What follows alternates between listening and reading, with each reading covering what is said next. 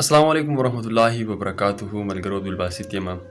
پر اسکرین تاسو یو تصویري نه دا زمون رور کامران خان دی د چا تعلق چې د توتکان علاقې سره د محله میا صالح بابا ملکن ایجنسي ده. نو دا رور څه وړاندې مخکې تللی و لانچون ته مزدورۍ له ډېر وخت وشو د کور سره د ده رابطه نه کېږي. د ده چې کوم والد صاحب دی او مور صاحب ډېر زیات خفه دي، پریشان دي، یعنې ټول کور والا ډېر زیات خفه دي. د رور سره ورابروي زما خبرې شوي نو هغه وایي چې یار ډېر وخت وشو زمونږ سره رابطه نه کېږي. نو خاص کر دا ویډیو زه د هغه چا دپاره جوړوم کوم زمونږ وروڼه چې په کراچۍ کې مزدوري کوي، په لانچونو کې. که د دغې کامران رور په حواله دیو ته څه اپډیټ سوي، دیو ته پته وي چې یاره کامران په کم لانچ کې وتی دی او د کومو کسانو سره تللی دی، نو پلیز د هغو سره رابطه وکړئ. او پر اسکرین باندې موږ تاسو ته یو نمبر درکړی دی، په دغه نمبر هم زموږ سره رابطه وکړئ یا زما په نمبر ما سره رابطه وکړئ.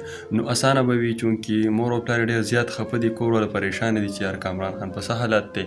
نو زموږ د اواز تاسو پورې در رسي، موږ په دغه نیت باندې د خپل اواز تاسو پورې در رسول غواړو چې د هغو مور او پلار ته دغه خپل زلمی چې کومه دی پته ولګي چې یار زموږ زوی په کم ځای کې دی، په کم علاقه پروت دی. نو خاص کر په کراچۍ کې چې کم زموږ وروڼه دي او زموږ د اواز اوري، سپیشل دا ویډیو زه د هغو دپاره ریکارډ کوم. ریکویسټ ورته دغه کوم چې که تاسو ته پته وي د کامران خان په حواله چې کامران خان کم ځای کې دی، کامران خان د نیاب او د سجاد دلي رور دی، د لال امیر صاحب دلي.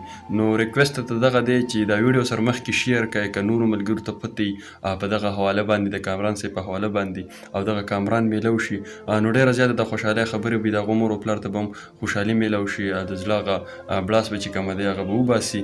ډېر زیات خفه دي، پریشان دي او والده صاحبه بیماره هم ده.